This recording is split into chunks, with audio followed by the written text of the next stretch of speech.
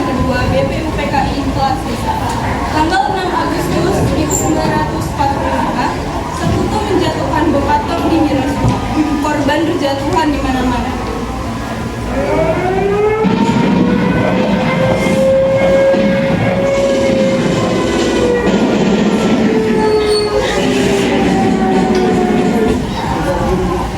Tanggal 7 Agustus 1945, BPUPKI dibubarkan dan digantikan dengan PPKI dengan alasan BPUPKI telah selesai.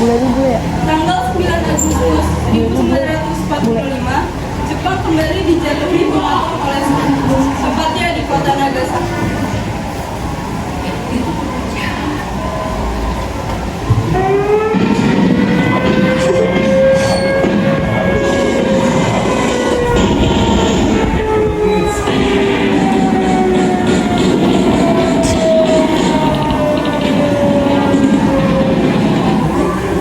Hal ini membuat Jepang kewalahan. Setelah peristiwa pengereman, 3 tokoh Indonesia yaitu I.R. Soekarno, Dr. Andes Muhammad Hatta, dan Dr. Rajiman Dudya Dinurga dipanggil oleh Marsekal Terauchi di Dalat, Vietnam. Di Dalat, Vietnam, Jenderal Terauchi memberikan 3 putus, yaitu disetujuinya pembentukan PPKI, pengangkatan I.R. Soekarno sebagai Ketua PPKI, dan Dr. Andes Muhammad Hatta sebagai Wakil PPKI, serta untuk mendiskusikan keputusan Jepang. Pagi hari setelah menginap di hotel, Soekarno dengan kawan-kawan bertemu Terauchi dan melakukan perbincangan. Kami akan memberikan kemerdekaan bagi bangsa Indonesia sehingga terbentuknya PPKI akan membantu. Lalu apa saja tugas PPKI? PPKI akan memenuhi kelengkapan negara pada saat proklamasi. Apa pelaksanaan proklamasinya? Tak perlu khawatir, kami masih belum bisa menentukannya. Jepang akan memberikan kemerdekaan bagi Indonesia. Apakah wilayah Indonesia akan meliputi seluruh wilayah Hindia dan Belanda? Mungkin bisa jadi wilayah Indonesia akan meliputi wilayah tersebut.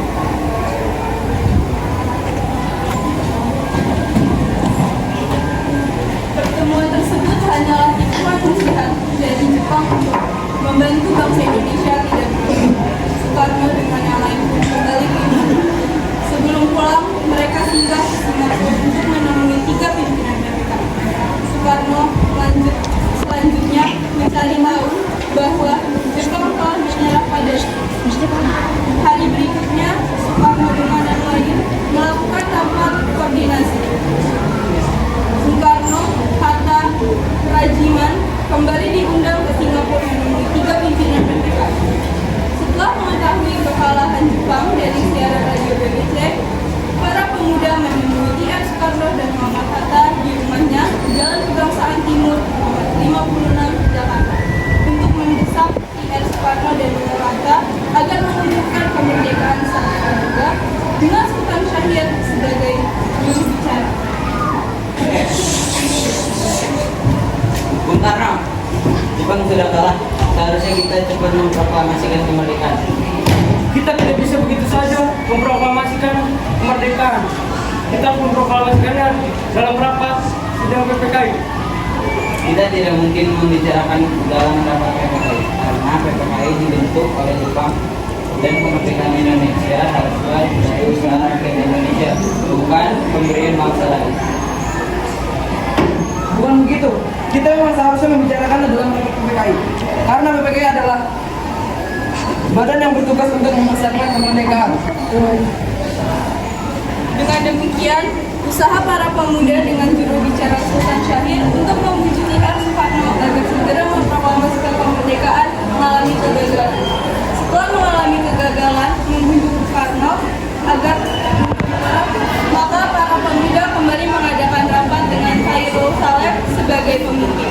Setelah rapat usai, akhirnya diputuskan para pemuda akan menculik I.R. Soekarno dan kawan-kawan keesokan harinya, tepat dini hari tanggal 16 Agustus 1945, Dr. Andes Muhammad Hatta, I.R. Soekarno bersama Ibu Fatmawati dan Guntur Soekarno Putra dibawa oleh pemuda ke rumah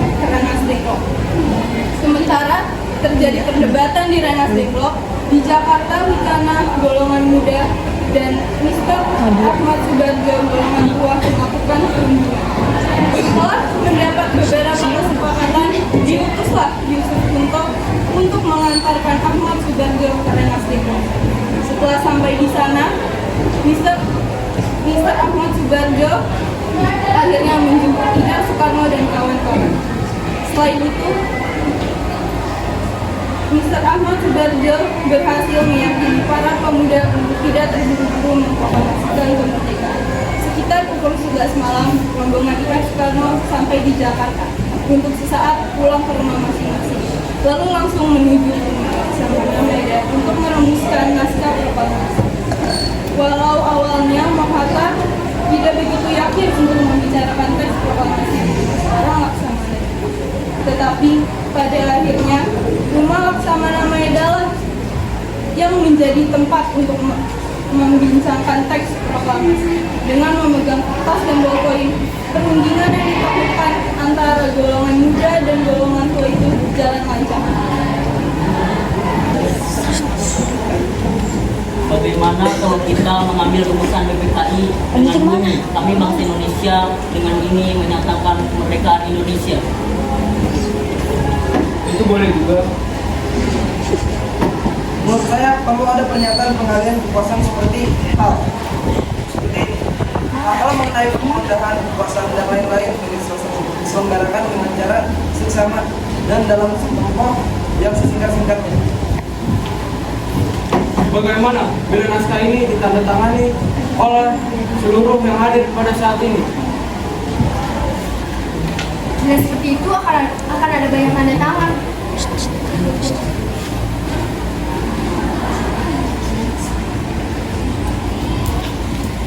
Bagaimana bila Pak Karno saja yang menandatangani? Tidak lupa juga dengan Bung Hatta.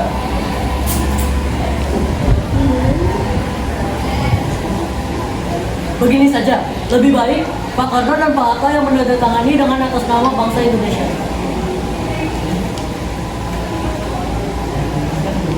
Itu boleh juga, saya setuju.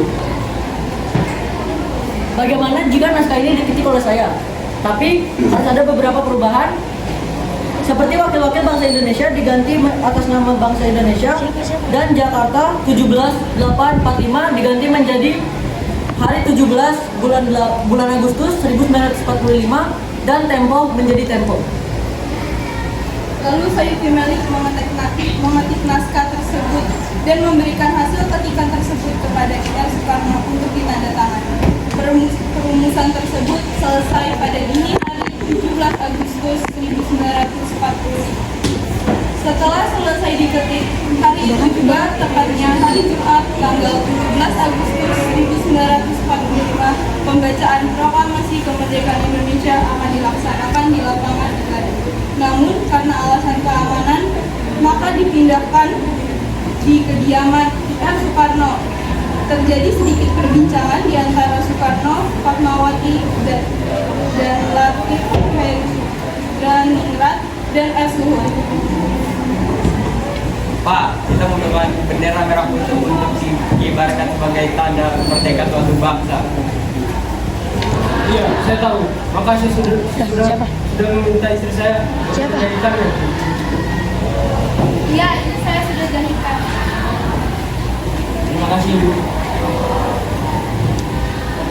Pada tanggal 17 Agustus 1945, di kediaman R. Soekarno, persiapan proklamasi dilakukan oleh Sudiro yang menyiapkan mikrofon sebagai tanda tangan kanan Soekarno.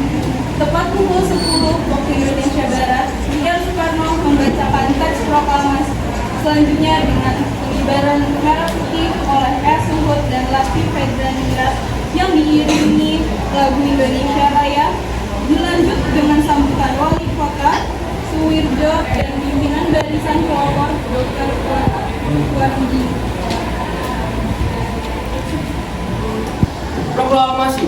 Kami, bangsa Indonesia dengan ini menyatakan kemerdekaan Indonesia.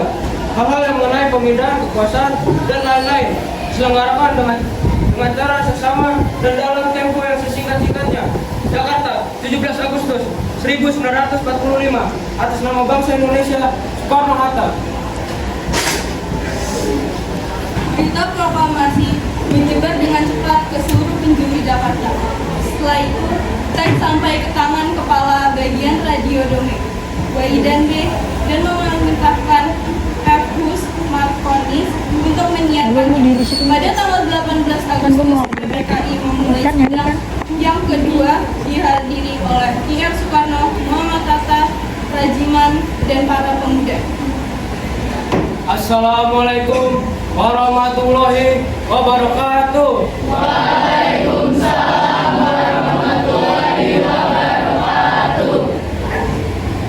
Untuk memulai sidang PPKI ini, mari kita menyanyikan lagu Indonesia Raya.